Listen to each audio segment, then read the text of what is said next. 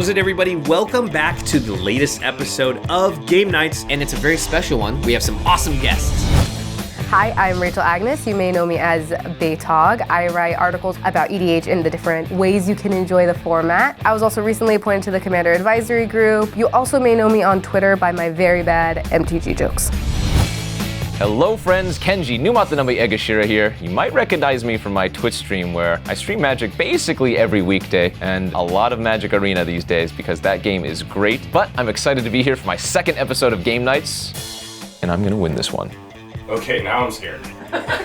For this episode, we did something we have never done before, and that is put the choice of what guilds we're playing in your hands. We held a vote and the community decided which guilds, meaning which color combinations, each of us is gonna have to play on today's show. I'm a control player. I love drawing cards. I love value, and I was really hoping for Azorius. And I guess you guys sort of hooked me up because I got voted for Orzhov. And the commander I'm playing today is the Taxman Kambal. Council of Allocation. The goal of my deck is to play a little bit of a death and taxes, heavy on the death, light on the taxes. Every time my opponents do anything, I have a bunch of cards that tax them just a little bit until they have no life left. And I have a bunch of big finishers, so when their life gets low, I can close the door. I was super excited to find out that I got Izzet because that is one of my favorite guilds, and you know what? I built a good deck for this one. I'm gonna be playing Tibor and Lumia. So my deck has a few different game plans. The main one is to give my commander Death Touch. So then when my commander triggers, it will kill all the creatures it deals damage to. My secondary game plan is to make a lot of tokens. I have a bunch of ways to give my creatures flying. So when I do trigger my commander, I don't kill any of my own stuff, only theirs. And for me, the viewers selected the Boros Legion, which is red-white. Now, I know why they did this. On our podcast, I'm often bad-mouthing this color combination because I think it lags behind the others. However, I'm taking it as a challenge. I am ready to battle. I'm trying to win. So the deck I'm piloting today is Firesong and Sunspeaker. My strategy is all about dealing damage with spells, because with my commander, that's gonna gain me life. And then I have a bunch of cards that take advantage of that life gain to give me further value, which I can leverage into winning the game. The community decided that I'm gonna be playing Rakdos today.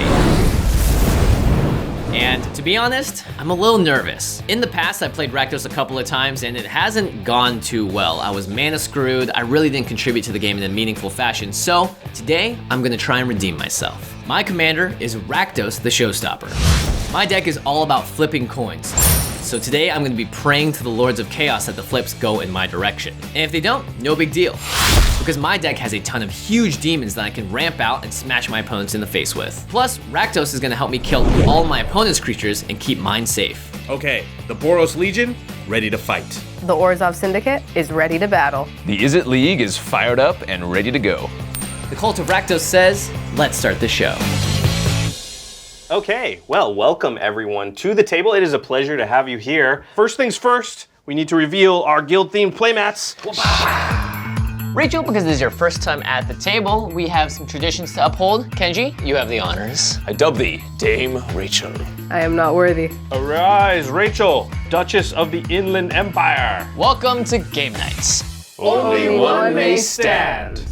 Everyone ready? Yes. Let's do it. All right, draw for turn, and I'll play a Mana Confluence. Oh, it's so pretty. I play this card in almost all my EDH decks because I think that the life loss is relatively insignificant. It's particularly insignificant in this deck because Kambal helps me gain life, so I'm feeling pretty good on my turn one.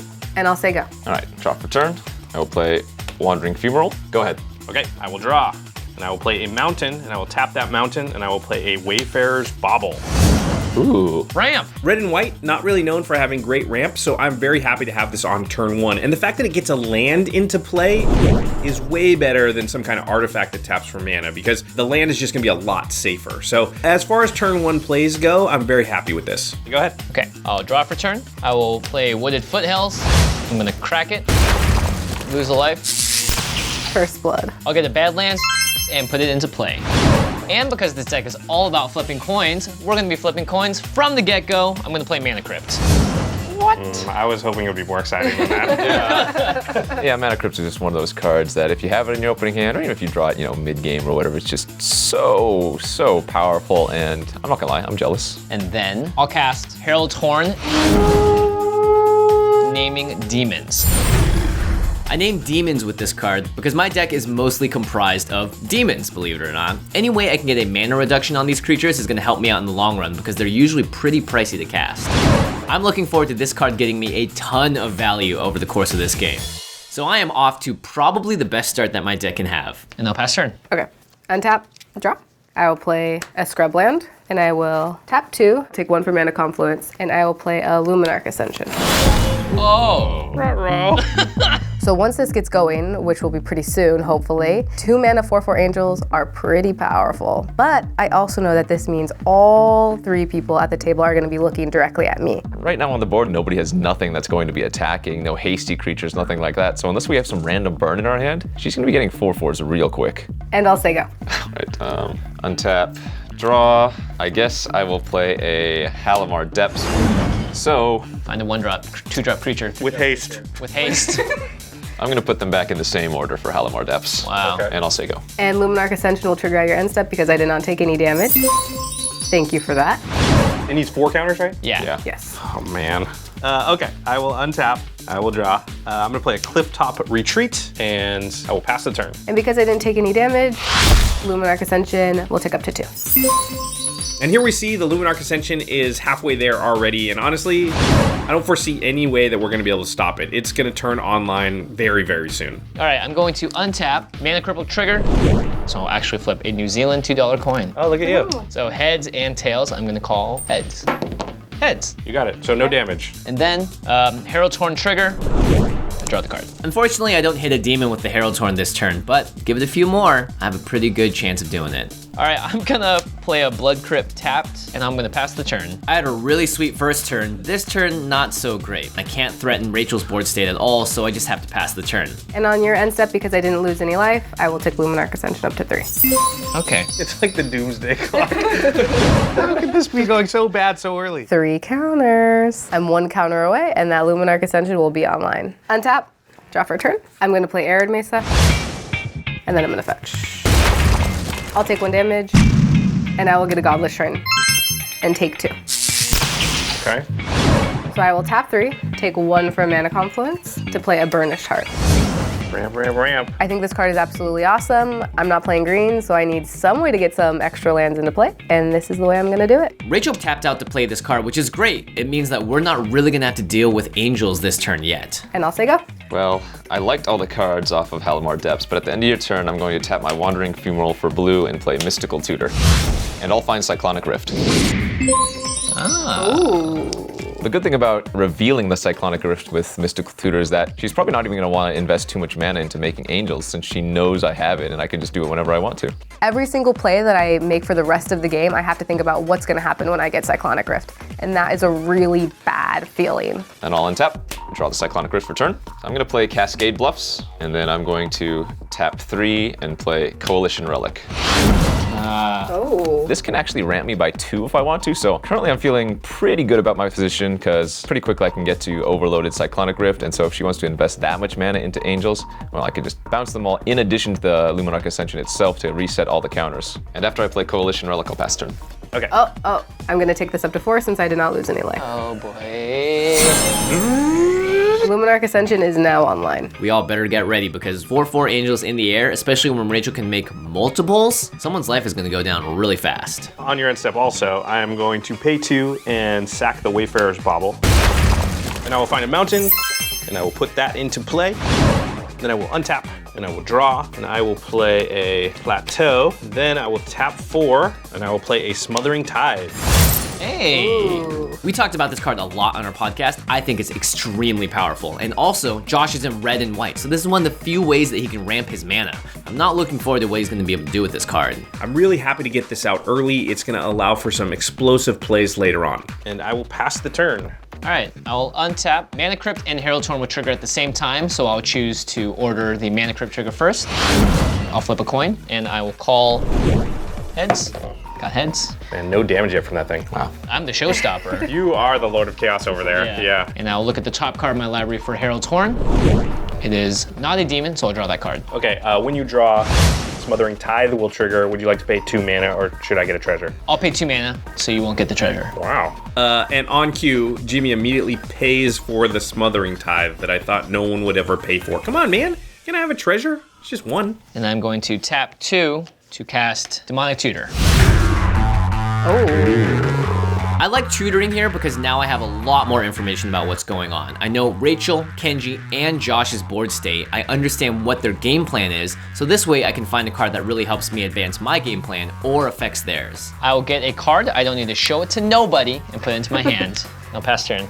All right, and Luminarch Ascension would trigger, but since it has 4, I think from now on I'll just pass that up. So untap, draw for turn. Okay, Smothering Tithe is going to trigger. Would you like to pay 2? No, you can have a treasure. Thank you. You're welcome. And here we go. I'm starting to gather up that treasure. Gonna get that extra mana. I like it. And then tap a Thespian Stage for a mana vault.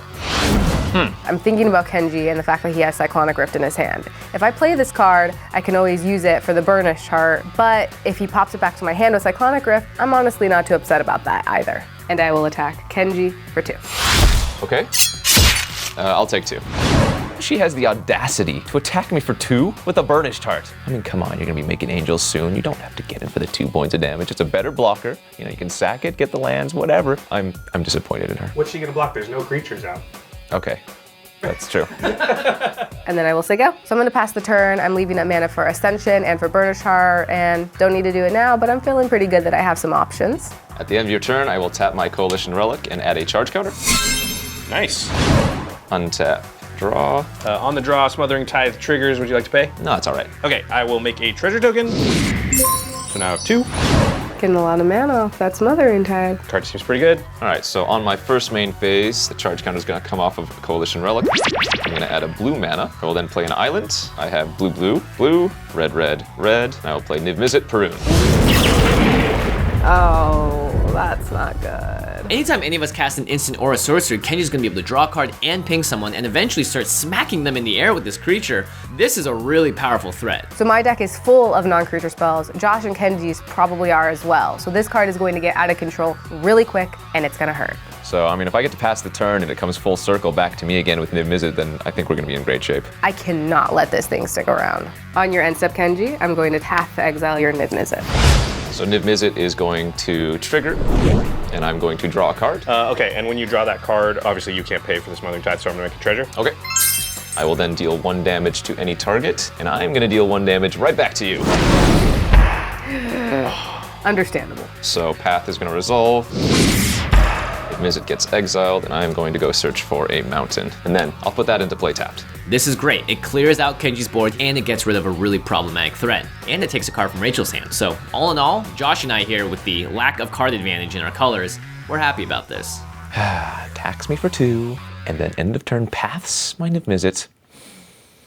Entirely unacceptable, and I'm done after that. Okay, I will untap, I will draw, I will play a Flooded Strand, I'll crack it immediately, take 1.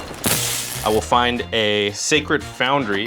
It'll come into play untapped, so I'll take 2. Then I will think about my life for a second here. In many games of Magic and Commander, you set up for these turns that are going to be very explosive. You see them coming and you're crossing your fingers that everything's going to go according to plan, and this is going to be one of those turns. Then I'm going to sack 3 of the treasures for 3 white mana, and then I will add a red to that to play Aetherflux Reservoir. Oh my gosh. Interesting. This card is an absolute powerhouse in my deck. It's one of the win cons. My commander allows me to gain a ton of life, which means I get to use this as like the Death Star and just start laser beaming down my opponents. This is terrible. This is a card you never want to see at the table. And then I'm going to pay 3 and I'm going to play Wheel of Fortune. Oh. Okay. This card is so good right now on so many levels. First of all, Jimmy just demonic tutored. We know Kenji has that Cyclonic Rift in his hand. But what's really bad here is exactly how many treasures he's gonna get off that Smothering Tithe. When we all draw 7 cards, the Smothering Tithe is going to trigger 21 times, 7 for each player that is not Josh. That means he is going to potentially get 21 treasures. This is an incredible combo. I would be really happy if it didn't affect me so much. Well, I have no effects. Nope, I got nothing. So we're all gonna discard our hands and draw 7? All right. Okay, so for each card drawn, Smothering Tithe is going to trigger. So Kenji and Jimmy, you can't pay. So that's 14. And then Rachel, you could pay for up to 2 of them. I'll let you have the treasure. So I get 21 treasures from Smothering Tithe.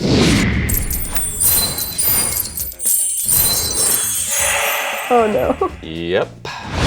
And then because Wheel of Fortune was the second spell I cast this turn, the Aetherflux Reservoir will trigger and I'll gain 2 life.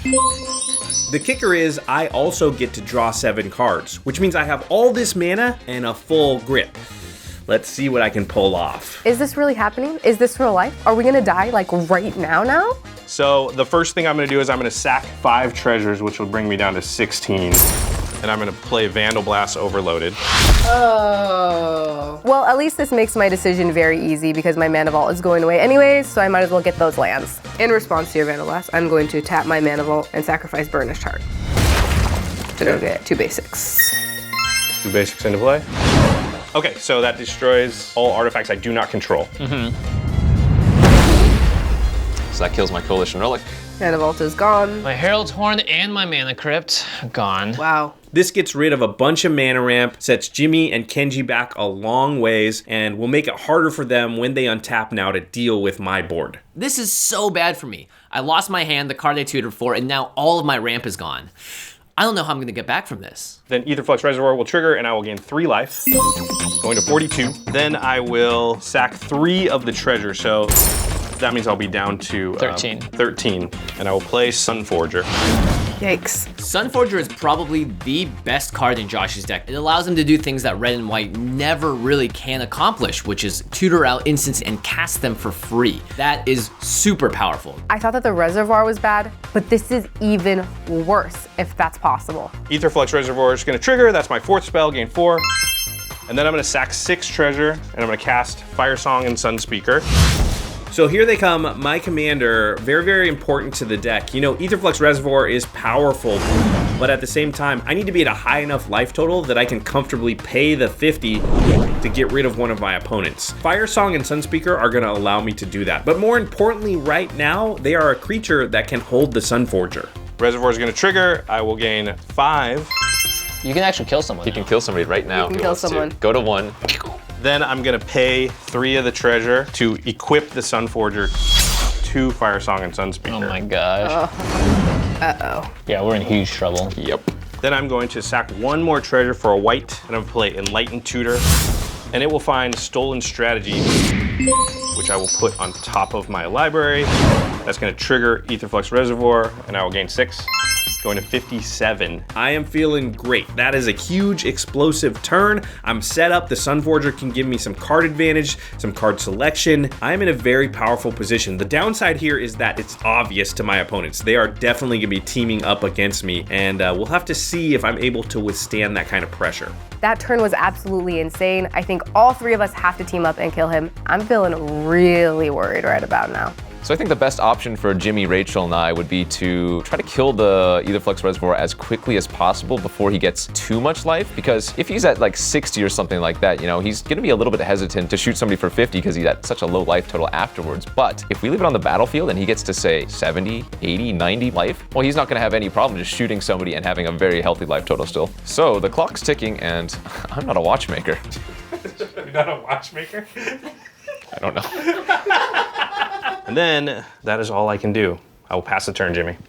That is all that I can all? do, he says. That's all. Jimmy goes to untap 2 lands for 3 lands total in his Rakdos deck and draw a card. Would you like to pay for Smothering Tithe? Absolutely not. I'm gonna play a land. I will make a treasure. I'm going to tap 4 and play Cryptghast.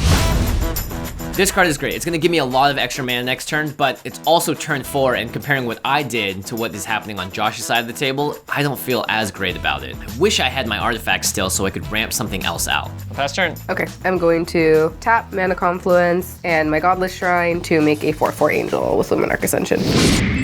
Okay. The good news is Luminarch Ascension is probably not my problem anymore. I mean, it's still going to be annoying in the course of the game, but that's probably going to hit Josh for the foreseeable future. All right, untap for my turn, draw. Would you like to pay for Smothering Tithe? No, I will not. I will make a treasure, so now I have 5. To turn off that Reservoir, we need to get Josh below 50 life. At least I can bash him for 4 every turn in the air. And Josh, I will swing with 4/4 Angel at you.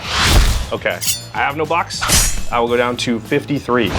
A sickly life total. Everything I'm looking at with my life total is in context with that Etherflux reservoir. I have to pay 50 life to use it. So the angel attack, it's more annoying than you would think. And then I will tap 3 to play a commander sphere. Oh, nice. So there's a lot of tension with Sunforger. I know he's gonna get an unequipped trigger no matter what, but I can't advance my board because I want to be able to answer it. I will say go. All right, untap and draw. When you draw, same thing, Smothering Tithe. No, you can have it. Okay, I will make a treasure. I have 6. All right, well, Josh, this might help you a little bit, but... What? Well, because I need it. No, please. So I'm going to tap 3 Okay. and play Repercussion.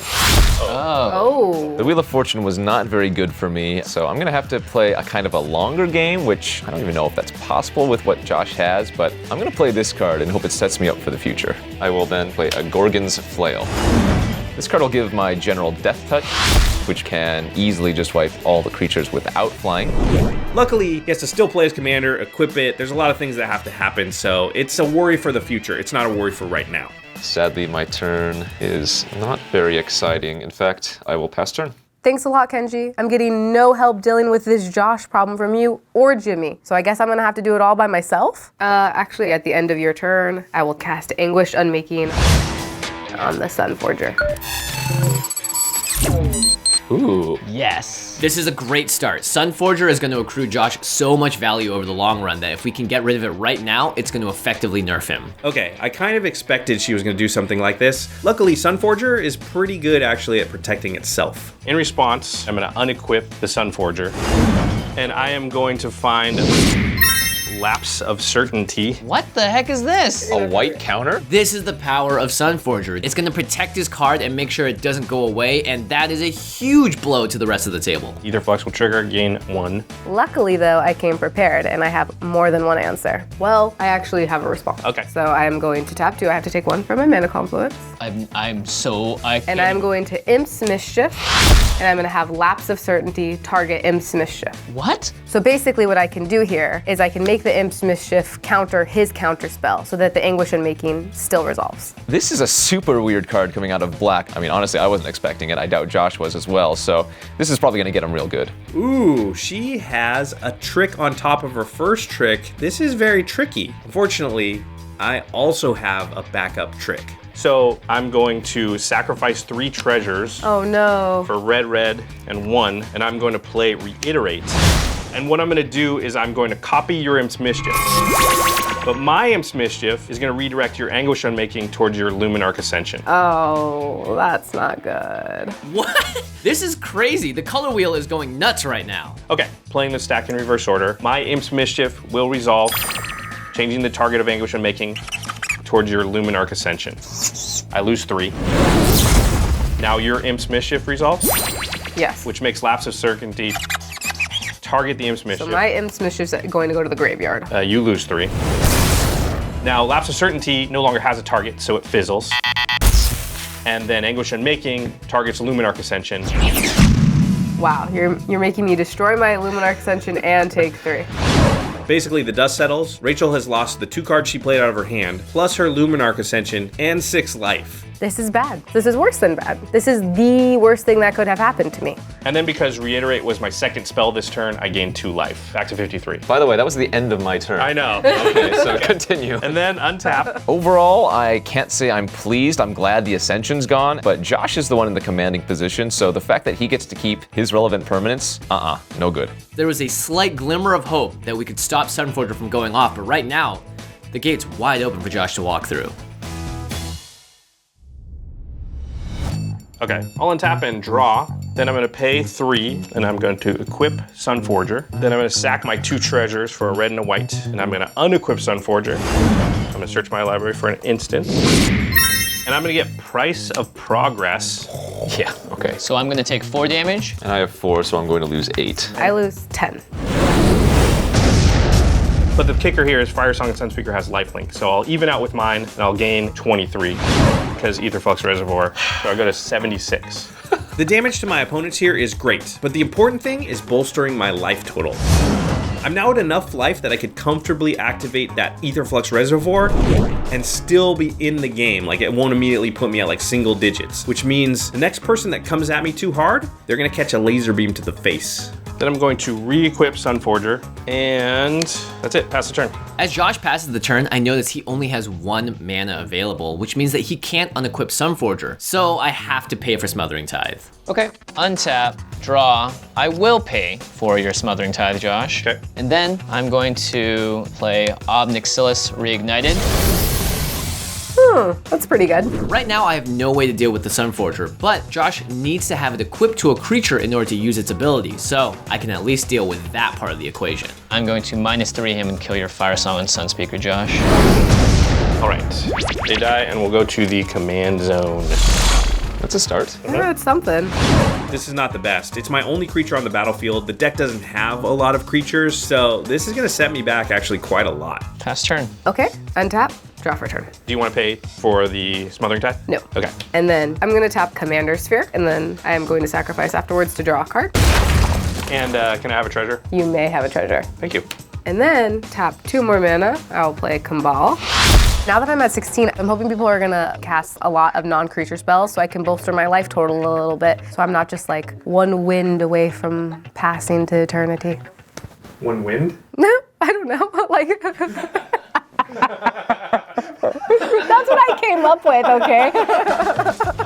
In response to you casting Kambal, I'm going to cast Whispers of the Muse to draw a card. I will opt not to pay for Smothering Tithe as well. Okay, so I get a treasure, you draw a card, will and that's draw a before Kambal is here. And this is before Kambal resolves, Yeah. so I don't take the 2 damage. Okay, I am going to tap 4 mana to play a very powerful Solemn.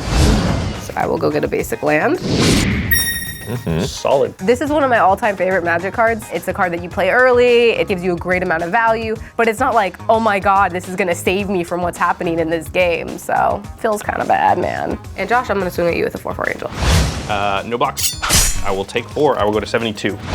I think I just have to keep attacking Josh, and hopefully I can get him low enough that he's not gonna wanna fire the laser gun off so easily. And then I will say go. All right, untap, draw. I will not pay the 2. Okay, I will make a 4th treasure. So for my turn, I'm going to cast Bribery. Target Jimmy. Oh yeah, it is. Good luck. From what I can tell, Josh doesn't really play too many creatures, and the same goes for Rachel. Since Jimmy's playing demons and imps and that type of thing, I'm more likely to get something that's gonna be big and scary from him. And when you cast that, that will trigger Kambal, and I will gain 2 and you will lose 2. Back up to a healthy 18. Okay, and with Bribery, I'm gonna get the Rune Scar Demon, and now I get to search my library. Normally, I never like seeing this card cast by my opponents, but none of us are looking at each other. We are all directly pointed at Josh and figuring out how to deal with his board state. So Kenji, find something really powerful, please. All right, I'm gonna get this card and be done after that. Okay, I will untap. I will draw. All right, I'm gonna play Scalding Tarn. I'm gonna crack it right away, go to 71, and that's gonna get me a mountain, put that into play. Then I'm gonna sack 3 treasures, add 5 mana to that, and recast Firesong and Sunspeaker for 8. That's 1 spell I've cast, Aetherflux will trigger, gain 1. And then I'm gonna pay 2, and I'm gonna play Treasure Map. This might look like an innocuous card, but it's actually pretty good. When it flips, in combination with Smothering Tithe, it allows me to turn my treasure into cards, not just mana. And that is my 2nd spell, so I will gain 2. So Kambal will trigger, I will gain 2 life, and you will lose 2 life. Back down to 72. And then, that's all I can do, go ahead. How many cards do you have, Josh? 2. The only good thing that I can say about this turn is that it looks like Josh is running a little bit low on gasoline with his cards in hand. So maybe this is our opportunity to make a comeback. Okay, I will draw for turn. You can have a token. Okay. And then I'm going to uptick Obnixilis. I'm gonna lose a life and draw a card. Josh, you can have another token. Okay, make a treasure. I will play my land for the turn. It's a Cabal Coffers. Ooh. That's a good card. You only have 3 swamps right now? Yeah. This land is great if I can get some more swamps on the table because it means I'm going to essentially gain mana every time I use it. But right now, it breaks even. Okay, I'm just gonna tap all my lands for 9 mana total, and I'm gonna play Mirror March. This is an interesting card. It's a little scary. If Jimmy were to get lucky with like 2 or 3 coin flips in a row, it could be nuts. At the same time, this card could do absolutely nothing. So it's hard to evaluate. I'm not too worried about it. That's gonna trigger Kambal, Yep, so I'll lose 2. and I'll gain 2. And then I'm also going to play Theater of Horrors. Ooh. This is another card that gets me a lot of card advantage over the long run, so fingers crossed that I can make it to the next turn and do something significant here. And Kambal's gonna trigger again, so I'll lose 2 life. And I will gain 2. And that's gonna do it for me, so I'll pass the turn. Jimmy's turn was not very impressive. None of the cards he cast really does anything, especially Mirror March. Man, that turn was a lot of mana and a lot of do nothing to help us deal with Josh. On the end of your turn, I'm gonna tap Mana Confluence, taking 1 to make a white and cast Enlightened Tutor. Oh, nice. But what can I go get? Kill that Sunforger. It has to go. It's too good. Sunforger, I'm gonna treat it like it's, I don't know, Europe. Like if anything happens to it, I'm gonna launch the nuclear weapons. We have to get rid of it. I'm just following the Cold War doctrine. So at this point, Josh starts making all kinds of crazy threats. That or we just literally attack him until he gets under 50 is the other option, right? Like that's the only other Yeah, way. the person that hits me below 65 will die. Oh my gosh. Well, because then you're basically making it so I can't use it. I mean, I get it. He has Aetherflux Reservoir. He can knock out any of us at any point. But none of us have a single chance at winning this game if we're too scared to do anything to him. Okay, I'm gonna resolve Enlightened Tutor and I go get Erebos and put it on the top of my deck. And then I'll untap and draw it for the turn. When you draw a card, Smothering Tithe, I'll let you have the treasure. okay, I will get a 4th treasure. And then I am going to go ahead and pay 4 mana and play Erebos, God of the Dead. Ooh. It's fair. By the way I wrote my treaty, it's a good loophole. This card is great because while it doesn't entirely deal with what Josh is doing, the last thing we want is for him to have so much life that he can start pinging multiple people with that reservoir. Smart get by Rachel here, and it just another thing that's putting the dampers on me and making it hard to take advantage of that earlier explosive turn. Okay, I'm going to attack Josh with a 4/4 Flying Angel. Okay. That will bring me down to 68. That angel, it's really whittling me down. It's annoying. Am I gonna have to get rid of Rachel next time because she attacks me for 4? Maybe. I will go ahead and pass the turn. All right, I'm going to untap and draw. I am not gonna pay for Smothering Tithe. Okay, I will make my 5th treasure now. I just want to take a moment and consider how much mana you have gotten off Smothering Tithe. It's crazy. It's crazy, yeah. All right, well, I guess I'm going to cast Tibor and Lumia, and then I am going to equip my Gorgon's Flail to it. So the next red spell you cast kills all non-flying creatures? Correct. Okay. I decided to play my commander and equip the flail now because, well, I want to keep Josh off of his commander, and this way I can also kill any other ground creatures on the battlefield from anybody else, so this is good. After that, I pass the turn. Okay, on your end step, I'm gonna activate Treasure Map, and I'm gonna scry 1. I'm gonna put it on bottom.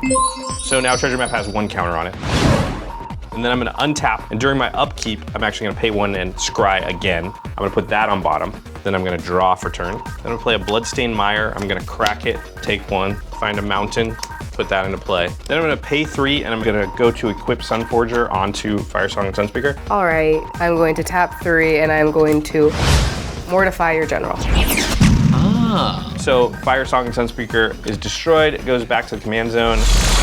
Now it costs 10. It's Operation Do Not Let Josh Equip Sunforger. Beep, beep, all on the train. Okay, I'm gonna sacrifice 5 treasures, tap 5, and cast Firesong and Sunspeaker for 10. That'll trigger Aetherflux Reservoir, but I cannot gain life, so that doesn't matter. And then I will pass the turn. I feel like I'm starting to fall behind in the game now. I don't have very many cards. I looked so good earlier, but this one, it might be slipping away from me. Okay, I will untap. Theater of Horrors is going to trigger. I will exile Temple of the False God underneath it, and then I will draw a card for the turn. Josh, you can go ahead and... Okay, I get a treasure from Smothering Tithe. Okay, I'm going to tick up Obnixilis. I'm going to draw a card, then lose a life. Josh, you can make another token. Okay, I will make a treasure. All right, I'm going to tap 4 and play Dread Return, Oh. targeting the Abhorrent Overlord in my graveyard. And then I'm going to have Mirror March trigger, which means I'm going to flip coins until I lose a flip. If I make a few of these guys, not only am I gonna build a huge board state of Harpies, I'm also gonna be able to get in for a ton of damage. So, fingers crossed that this works out. Okay, let's go with heads. I lost the flip. So Abhorrent Overlord is only going to trigger once. I'm going to get 6 Harpies on the battlefield. Did you guys see that flip? That was probably the worst coin flip, but it like rolled. It didn't even flip. Because of your turn, I'm gonna trigger Kambal. So I gain 2 and you lose 2. Also, because Abhorrent Overlord entered the battlefield, my Blood Speaker in my graveyard is going to trigger, returning it to my hand. And then I'm going to tap 3 mana to play Swiftfoot Boots and equip it to my Abhorrent Overlord. And that's gonna trigger Kambal, so I will gain 2 and you will lose 2. I'm gonna go to combat, and Josh, I'm gonna swing at you for 6 in the air. Ooh. Josh had mentioned earlier that if somebody knocked him below 65 life, he was going to one-shot him with the reservoir. And, well, Jimmy is going for that attack right now, so we'll see if Josh was bluffing or not. I refuse to live in fear of that thing. Even if it kills me in the process, I'm going to force Josh to use it. Is he gonna do it? But the problem is if I don't do it now, my threats mean nothing.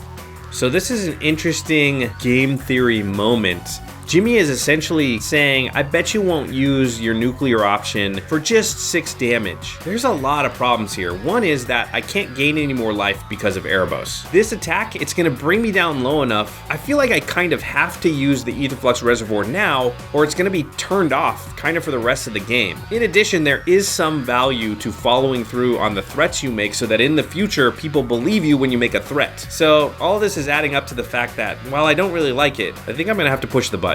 So, before damage, I'm going to pay 50 life to Aetherflux Reservoir.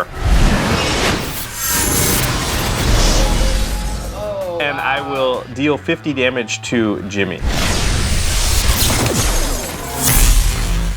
Look, I told everyone at the table I was going to do as much damage to Josh as possible, and by my count, I just did 50 damage to him.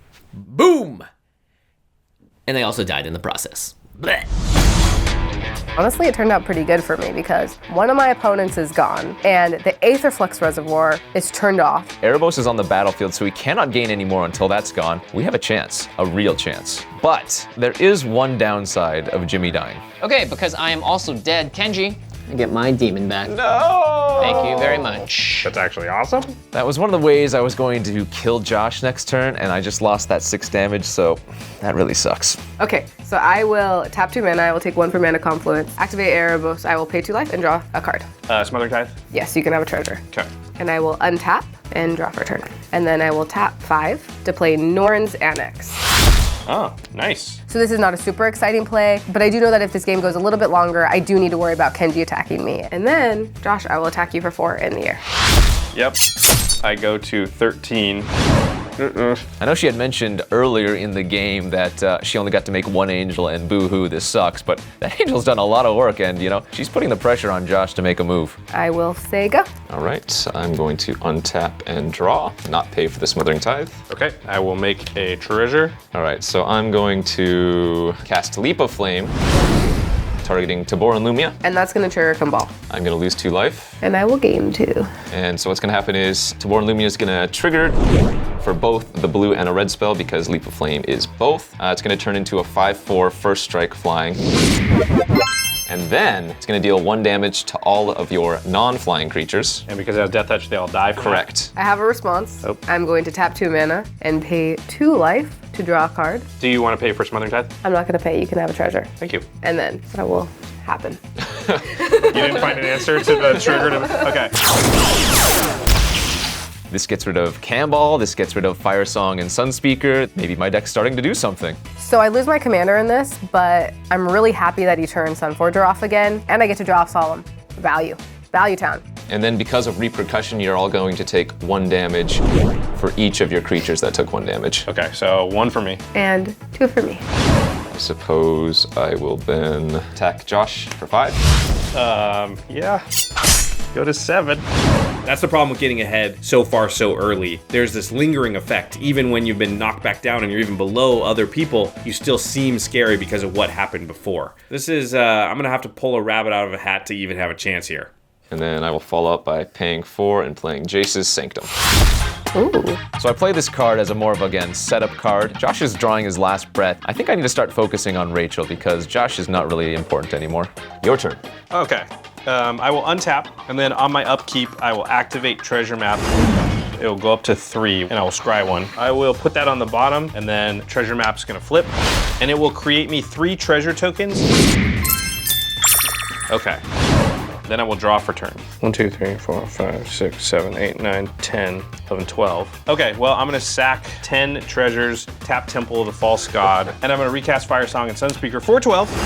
And then I'm gonna pay 3, and I'm going to equip the Sunforger. Oh no. Does this boy have anything else in his deck he would rather do? Well, we've seen this song and dance before, and I'm not really too scared. He's only at 7 life. And I'm gonna pass the turn. End of your turn, I am going to activate Erebos, pay 2 life, and draw a card. Would you like to pay 2 for? You can have it. I will get a treasure. They tried really hard and they succeeded for many turns keeping me off that Sunforger, but we're back. We're ready. I'm just hoping it's not too little too late. And I will untap and draw for my turn. Smothering Tide, trigger. No, I will not. I will make a treasure. And then I will tap 5 mana and I will replay Kambal. And because of Path of Ancestry, I will scry and I'll put that on the bottom. All right, tap 4 mana, take 1 for Mana Confluence, play Hedron Archive.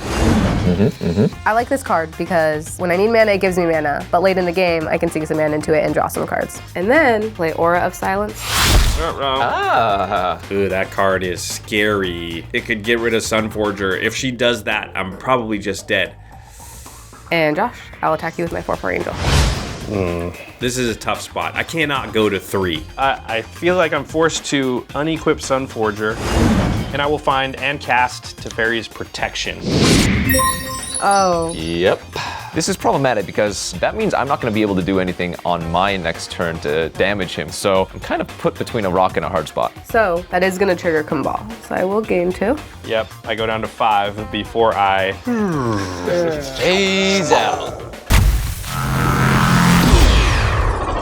This is great. It's going to guarantee that I'm going to untap with all my stuff and still have Sunforger and a creature. So yes, my life total is precarious, but I'm not out of this yet. I have a shot. And before the end of my turn, I'm going to sacrifice Aura Silence on Gorgon's Flow.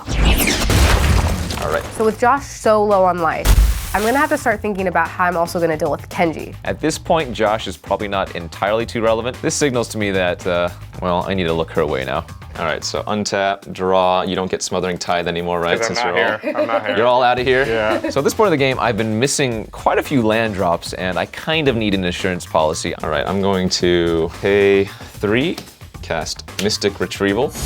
I'm gonna get Cyclonic Rift back to my hand. Now, even though I can't overload it this turn, on the following turn, it will do some real damage to them if I can resolve it. Cyclonic Rift is obviously an insanely scary card, but I'm actually not feeling too bad because I have so much mana to be able to redeploy my things. So that's gonna trigger your Kambal. I'm gonna lose 2 life.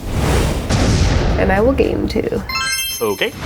I also get to scry from Jace's Sanctum from casting the Mystic Retrieval. I'm gonna put that on the bottom. And my general also gains flying from casting a blue spell. All right, then I'm gonna pay 2, cast Rune Chanter's Pike. Ooh. I will then pay 2 and equip it to my general. So it is now an 8/3 flying first strike. Trigger Kambal. I will lose 2. And I gain 2. And Rachel, I'm going to attack you for 8 with Tibor and Lumia, paying 2 life for Norn's Annex. Well, I don't have much to do. I'll have to take 8. Back down to 17. All that hard work. She may be at 17 and feeling still pretty confident about her life total, but I have some cards in my hand that can do some real damage real fast. When next turn rolls around, I have a real chance of just winning. I'm actually feeling pretty good. We have to be really careful here. We have to focus on Josh before we turn on each other. Josh, I'm done after that. Okay, I will phase back in. Welcome back. Thank you. I will untap, I will draw, I will activate my treasure coat, sacrificing a treasure, and I will draw. I'm running into that same issue that I've been having for the past few turns. I just don't have anything good in my hands. I keep drawing lands. I guess my only plan is the same plan that it's been for a while now. Okay, well, I'm going to pay 3 and do the one play that I have every single turn. Equip the Sunforger to this Firesong and Sunspeaker.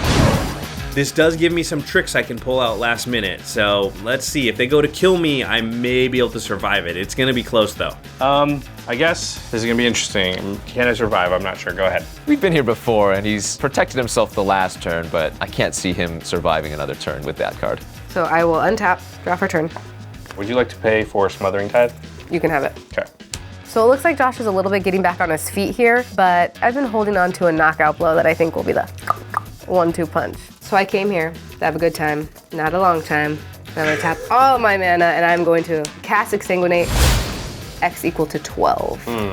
so brutal. It's almost gonna one-shot me. Josh is gonna lose. She's going to gain 24 life. I have some damage in my hand, but if she's over 40 life, what can I do? Okay, wow, this is bad, but luckily I do still have some tricks up my sleeve. Okay, I'm gonna pay 2. I'm gonna unequip Sunforger. And I'm gonna find Chaos Warp. And I'm gonna target Erebos. Oh my gosh. Now, the only reason he would do this is if he can potentially gain some life in response, and if he's alive, then I might still have a chance because, well, then maybe he can help me deal with Rachel. Chaos Warp can be a bit of a risky play.